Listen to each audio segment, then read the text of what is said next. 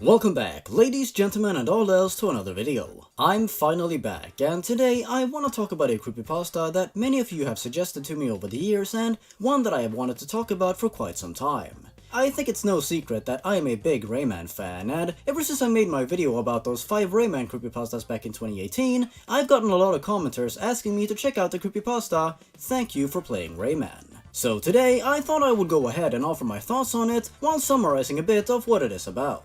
If you would like to read the story for yourself if you haven't already, check out the description for a link to it, as it might help you follow along.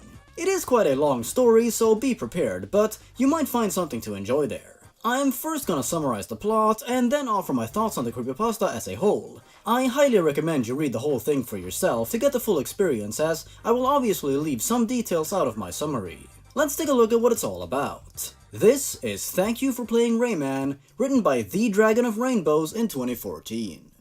First and foremost, what sets this story apart from a lot of other video game creepypastas are the much appreciated screenshots that accompany the events of the narrative. It shows the extra effort the author clearly put into the story and helps the reader immerse themselves in the goings-on of it, much like other creepypastas such as NES Godzilla or Ben Drowned. NES Godzilla in particular being named as an inspiration by the author themselves. These all look really authentic and seem straight out of the first Rayman game, or rather, the unusual version of the game the main character of the story goes through.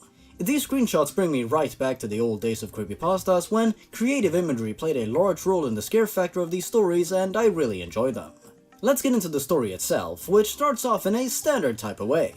The author discusses their appreciation for Rayman 1 and digs up their old CD in order to relive the game through an emulator. I appreciate the quick mention of the Rayman educational spin-offs here, and also admitting that Rayman 1 can be quite the frustrating experience at times, which shows that the author knows what they're talking about when it comes to the franchise. It is small, but it brought a smile to my face. After poking around in the game files for a little bit while looking for old save data to see if any of it can be salvaged from back in the day, the author comes across an unusual file titled Thank You For Playing Rayman _unfin.exe. After running it, nothing but an error message pops up. Thinking nothing of it, the author continues playing the regular Rayman game for a few months, up until they reach the final world of the game before taking a little break from the action. Now, the unusual file mentioned previously has somehow been replaced by a new one titled Thank You For Playing Rayman _end.exe. Curiously, it now works without the use of emulation, though not flawlessly.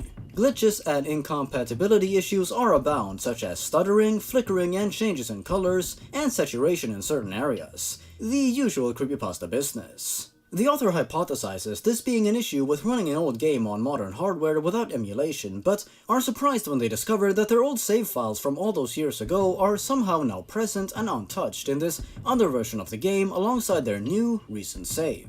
Once loading the recent save file, a lot of things seem different about the game, which the author theorizes could mean the version of the game currently running is a prototype version of Rayman or something of that sort. It could at least explain some of the differences. Worlds either have different names or are simply unnamed. The UI looks different, and Mr. Dark's Dare in particular has been renamed to Unfin. The game in general seems gloomier and more unstable. While encountering the character Tare-san, he behaves oddly, and once Rayman returns his clothes to him, text appears reading, "When nature tries to end you, fight back. Use nature to your advantage." Tare-san then remains still and hollow, simply staring at Rayman as the water that then rises seemingly drowns him. Peculiar to say the least. Something is definitely up.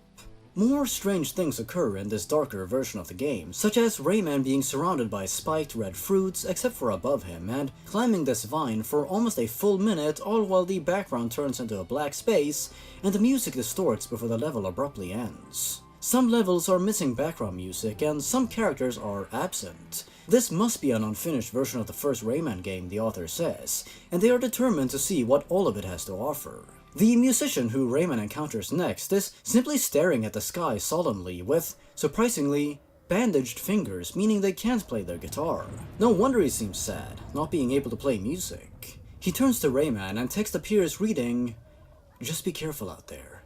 The Blue Mountains are a cold, lonely place after all."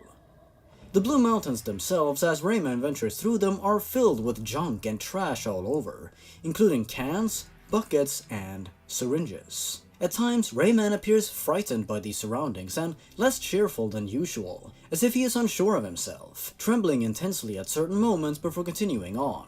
The author can't help but feel sorry for our hero. Lava is replaced with green toxic waste in the next level as Rayman fights Mr. Scops, or rather, doesn't. The enemy simply backs away from Rayman, and as the toxic waste rises, he simply allows himself to drown in it as Rayman presses on. This level then also ends abruptly. One detail I appreciate at this part of the story is that the author stresses that while they are creeped out, they keep their reactions realistic by stating that they have of course played horror games that are much worse than this, but that seeing a cheery game such as Rayman be interpreted in this way is strange to say the least. At this point, since Mr. Dark's level titled On Finn seems inaccessible, the author begins messing around in the previous levels. Interestingly, returning to Tarasan's level reveals that the character is now gone, as Rayman plods through the level with a saddened expression, alone, unable to jump or run. The musician simply sits in his spot as stone dogs surround him like vultures, and before anything bad happens, the author quickly exits the level. After going through some of the levels again, Mr. Dark's level then opens up. Instead of being titled On Finn, it now has the name End.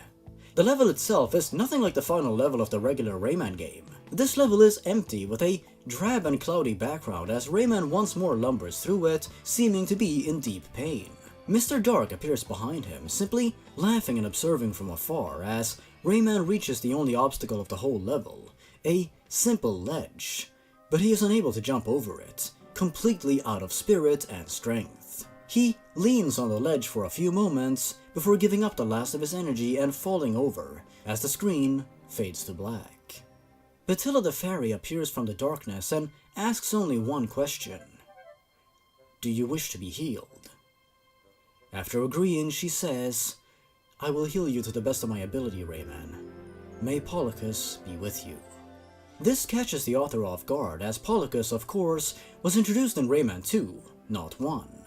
The screen fades back to where the level left off as Batilla's magic revives Rayman. Despite looking tired and worn out, he presses on, having regained many of his lost abilities. The level proceeds, and soon enough, Bad Rayman appears to unenthusiastically chase Rayman while twitching and glitching.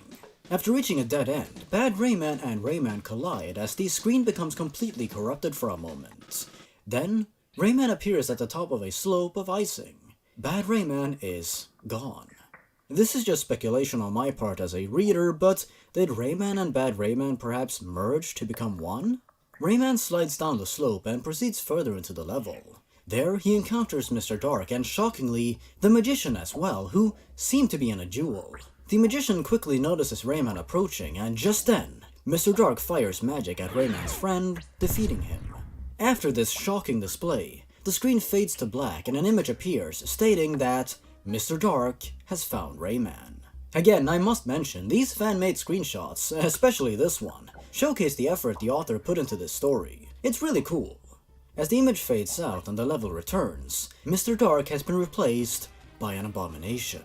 A disturbing combination of several of the game's boss enemies that simply stands there, in front of Rayman, waiting.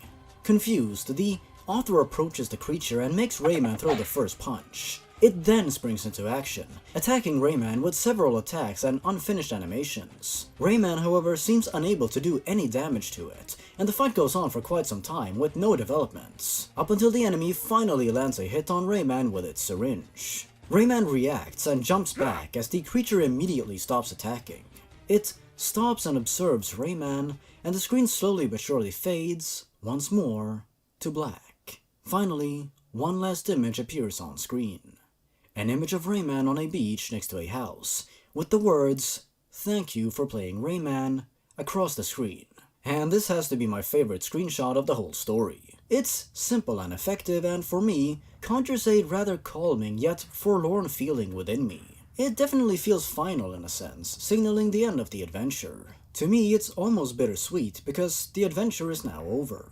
The game stays like this for around a minute before closing down, and lo and behold, the exe file the author used to play this bizarre version of the game is gone, nowhere to be found. Instead, a folder has replaced it, titled "Thank you for playing Rayman." In this folder are the screenshots that have been sprinkled all throughout the story, which explains how they were taken, seemingly at random intervals. The author has no idea what caused these screenshots to be taken, as their copy of the game used to be normal, and after this whole ordeal, returns to being the regular game of Rayman once more. To close off the story, the author assures the reader that while what they went through while playing did not scare them too much, it certainly left them feeling quite shaken, which to me is an appropriate response, instead of full-on terror and vowing to never play Rayman again, violently destroying the disc and so on. A lot of questions were left unanswered by the end, such as what this version of the game could all mean, how it came to be, and if Rayman 1's story was originally meant to be a lot more serious before being changed before release. However, to finish off the story on a lighter note, the author reassures us that they eventually defeated Mr. Dark and completed Rayman 1, the real Rayman 1, like a real pro. The end. There we have it. That right there was the plot of Thank You For Playing Rayman, one of the best Rayman-themed creepypastas that I have ever read.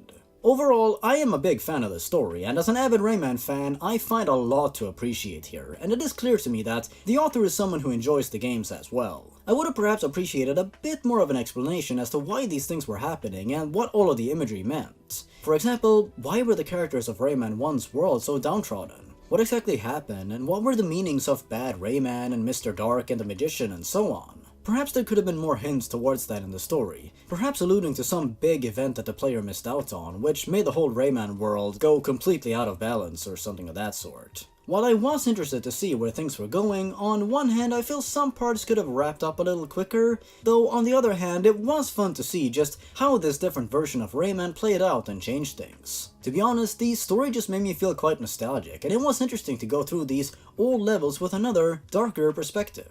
The author is quite witty and humorous at times, which is a lot of fun, and adds a lot of personality to what could have just been another run-of-the-mill video game creepypasta. It makes the character likable, and some examples of these moments are, I was hoping no sort of grotesque beast would jump out and terrify me. Pardon my language when they swear. What are those things called again? Which showcases that the author is only human by forgetting certain words at times, and the term creepometer, which I find really amusing. To me, the wit and occasional humor doesn't distract too much from the story. It seems a realistic reaction to the events of what is going on, as like I mentioned, the author isn't outright terrified of whatever is going on, just rather interested and mildly shaken. I don't feel the story becomes melodramatic, which is often an issue with these types of creepypastas, and I also appreciate that the story never really jumps the shark by going way too over the top with needless gore or blood and hyperrealism and so on. Rayman does not go on a mad rampage killing off all of your childhood heroes or something like that. No, it just showcases a different version of Rayman, one with a bit of an edgier flair to it. I appreciated the story a lot more the second time I read it, as I could appreciate what it was trying to do a lot more. It entertained me throughout and brought back a lot of memories for me. It really goes to show to me that every creepypasta doesn't need to be the most terrifying and nightmare-inducing thing in the world, but just interesting enough to keep you reading, especially if you already have an appreciation for the subject matter it tackles. Some creepypastas can simply just be intriguing and slightly odd, not in your face. While I feel the story has some minor pacing issues, and I would have liked a bit more of an explanation of the imagery and contents of the different version of the game, and a less sudden ending, I think the likable protagonist, the clear love and knowledge of Rayman showcased, and the fantastic fan-made screenshots provided, makes the story one that goes one step beyond the usual video game creepypasta, and becomes something quite special. Though bear in mind, I might have a slight bias here. I don't know, I was mildly affected by this story. I wanted Rayman to pull through and succeed.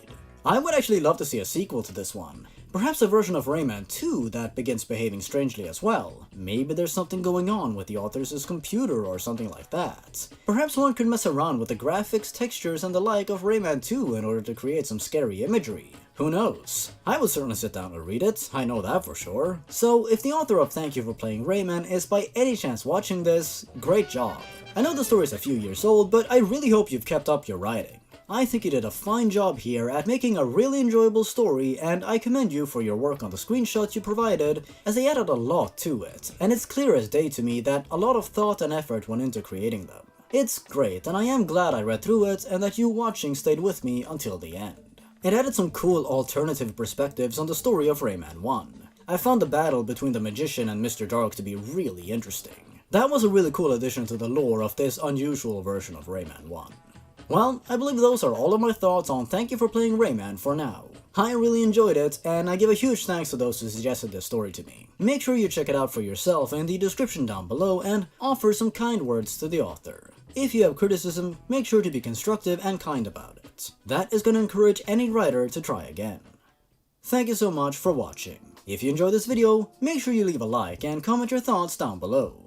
Check out my social medias if you would like to, or my Patreon page if you wish to support the channel directly. I also have merch if that interests you. Stay awesome everyone, may Polycus be with you. Goodbye.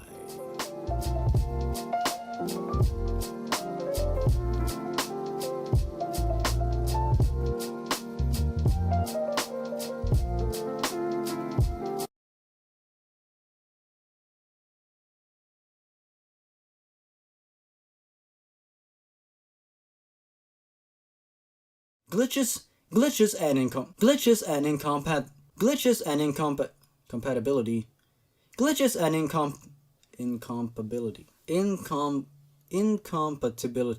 Incompatibility.